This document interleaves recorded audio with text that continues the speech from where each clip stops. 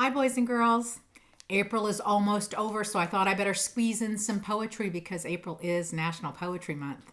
Although it is really known very well for Earth Day, which I call Earth Month. So I'm going to read you a few poems from this book. It's called Pocket Poems, and it's by Bobbi Katz. The illustrations are done by Marilyn Hafner. So Bobbi Katz and Marilyn Hafner. Look how cute that cover is, right? Do you like that? Can you see? So I'm going to read you a couple of these. And the first one, I couldn't believe that I found it in this book because the first one that I'm going to read to you. Every morning when I take my walk, I never wear headphones when I walk. I always just listen to what's around. And I take a very early morning walk. So typically the world is still sleeping when I take my walk. So very often I get to see things like a hawk sitting on a lower branch. I've seen an owl a couple of times who forgot to head back home because the daylight came up. Very often I see deer skirt out of the woods onto the pavement and take a look at me, and I take a look at them, and then off they go. So it's a good time to walk first thing in the morning. But one morning recently, I was thinking about how my feet were hitting the pavement. It was a rhythmic kind of stepping, okay? A rhythmic kind of stepping. And then I heard a woodpecker off in the distance, and the woodpecker was pecking away. So drumming. And there are my feet. And there's the woodpecker. And then another woodpecker off in the far distance started pecking. Drumming. So we've got two woodpeckers drumming. And there are my feet, slapping. And then I thought to myself, what a great poem this is going to make. I'm going to write this. Lo and behold, I found one. Bobbi Katz beat me to it. So here we go. It's called Feet Talk. I'm going to read you this one first. Feet talk. Listen as your feet tell you where they walk. Gravel crackles, grass squeaks, sneaker slaps on hard concrete. Tune in to friendly chit-chat of feet meeting feet. Hurried shuffles, clacks, thumps, crossing busy streets. Hear your feet talk. Street talk. I love that. I love it because I know exactly what that means. There is poetry all around. Remember last year at our assembly, I told you that? There's 1,000 things to write poetry about. It doesn't have to rhyme. It doesn't have to make a lot of sense to anybody except you. So get out there and write some poetry. Find some inspiration out. Now that spring is here, all the birds are back from going south for the winter. Lots of things to write about. Here's another poem for you. I love this one. Keep a poem in your pocket. I love this one. Keep a poem in your pocket and a picture in your head, and you'll never feel lonely at night when you're in bed. The little poem will sing to you, the little picture bring to you a dozen dreams to dance to you at night when you're in bed. So, keep a picture in your pocket and a poem in your head. You'll never feel lonely at night when you're in bed. I love that. I have a couple more for you. Let's see.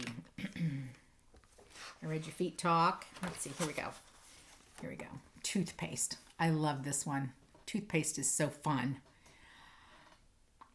There is toothpaste on my fingers. There is toothpaste on my nose. There is toothpaste on the mirror in 100 squiggly rows.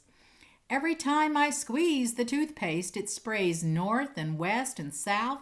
There is toothpaste almost everywhere, but none inside my mouth. See? You can even find a poem in the bathroom. Let's see. Everywhere I look, I find a poem, right?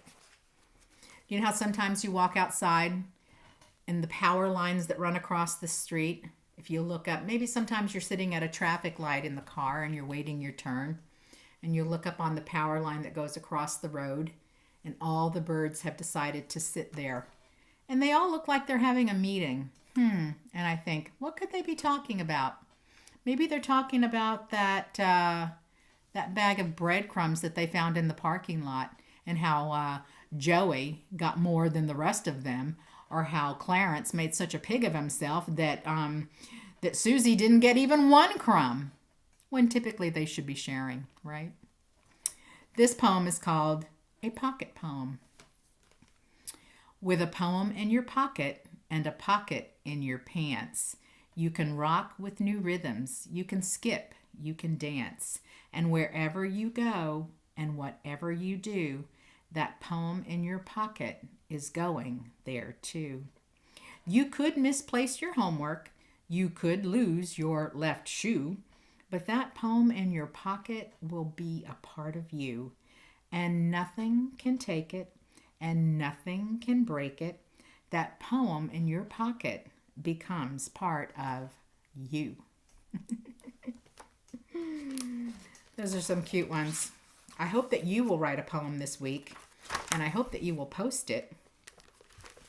I hope that you will post it on our Flipgrid. I'm going to make a special poetry Flipgrid for us. So you write something and you can read it and post it.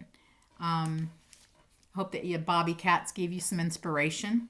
And I hope that my little talk about my walk gave you some inspiration. There's all kinds of things to talk about. You see this frog behind me? I call him my dancing frog. Whenever I'm feeling sad or down in the dumps, I just look at that frog, and that frog just makes me smile. I smile great smiles. And I keep meaning to write a poem about my frog, my fun and happy frog. I wonder what I would say. I'm going to think about it. So maybe you'll find something in your house that makes you smile. Maybe something makes you afraid. And maybe you'll write a nice poem about it. Okay? Remember, not too many rules about writing poetry. Whatever makes you feel good. All right? So I'll see you on our Flipgrid.